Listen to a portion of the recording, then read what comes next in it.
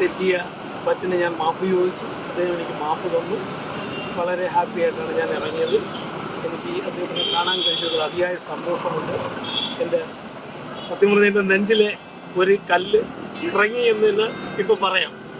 പക്ഷേ അന്വേഷണ കമ്മീഷനോട് സംസാരിക്കുക എന്നല്ലേ പാലോട് രവി പറഞ്ഞത്? ഞാനോ അന്വേഷണ കമ്മീഷനോട് സംസാരിക്കാൻ എന്നെ പാർട്ടിയിൽ നിന്ന് പുറത്താക്കിയത് കൊണ്ട് അദ്ദേഹത്തിന് എനിക്ക് കത്ത് തരാൻ പറ്റത്തില്ല എന്ന് പറഞ്ഞു. ജലീലിനുള്ള പരാതി രേഖാമൂലം എഴുതി ഓഫീസിൽ ഏൽപ്പിക്കാൻ പറഞ്ഞു. അല്ല, മാപ്പ് തന്നു എന്ന് പറഞ്ഞോ പുള്ളി? കുഴപ്പമില്ല, സന്തോഷപൂർവ്വം മാപ്പ് തന്നു. എന്നെ ആലിംഗനം ചെയ്തു വിട്ടു. എനിക്കതിൽ അതിയായ സന്തോഷം. ഈ താങ്കളുടെ ഭാഗത്തു നിന്നാണല്ലോ ഇത് ചോർന്നിട്ടുള്ളത്. അപ്പൊ അതിലിപ്പോ തങ്ങൾക്ക് ഖേദം തോന്നുന്നുണ്ടോ? വേണ്ടിയിരുന്നില്ല? അല്ല, അങ്ങനെ ഞാൻ മനഃപൂർവ്വം അദ്ദേഹത്തിനെ കുരുക്കാൻ വേണ്ടി ചെയ്തതല്ല.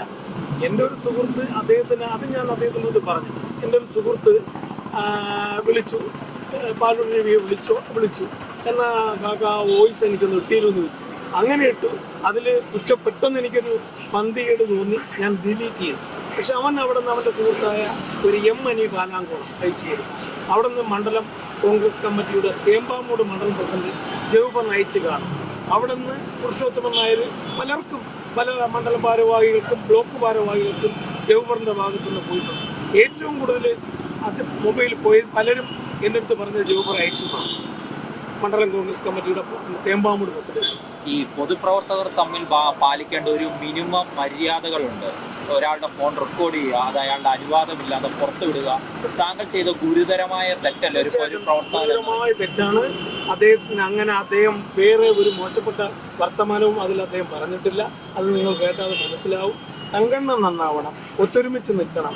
പഞ്ചായത്ത് ഭരണം നമുക്ക് കോൺഗ്രസ് പിടിക്കണം. അസംബ്ലി തെരഞ്ഞെടുപ്പിൽ കേരളത്തിൻ്റെ ഭരണം നമുക്ക് പിടിക്കണം. പലർക്കും 1, 2, 3 സ്ഥാനങ്ങൾ ഉള്ളതാണ്.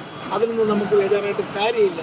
സംഘടന നേതാക്കൾ ഒറ്റക്കെട്ടായി നിന്നാലേ നമുക്ക് ഭരണം കിട്ടുള്ളൂ. പാലോട് രവിയുടെ പിണക്കം മാറിയും തോന്നണം. തീർച്ചയായിട്ടും അദ്ദേഹം സന്തോഷത്തോടുകൂടി വന്നു. എന്നാലും അദ്ദേഹത്തിന് അത് മാറും എന്നെനിക്ക് ഉള്ളിൽ ഒരു സങ്കടം കാണൂടി. ഒരു ജില്ലയുടെ സ്ഥാനം, തലസ്ഥാന നഗരിയുടെ ജില്ലാ പ്രസിഡന്റ്, അദ്ദേഹത്തിന് ആ സ്ഥാനം പോയത് ഒരിക്കലും അദ്ദേഹത്തിന് സഹിക്കാൻ കഴിയില്ലല്ലോ. പക്ഷേ പാർട്ടി അദ്ദേഹത്തിനെ മാറ്റുന്നത് അതിൽ പിന്നീടുള്ള കേസ്. പക്ഷെ ഇങ്ങനെ ഈ ഒരു വോയിസിന്റെ പേരിൽ അദ്ദേഹത്തിനെ മാറ്റിയതിൽ എനിക്കും ദുഃഖമുണ്ട്, സങ്കടമുണ്ട്. ഓക്കെ.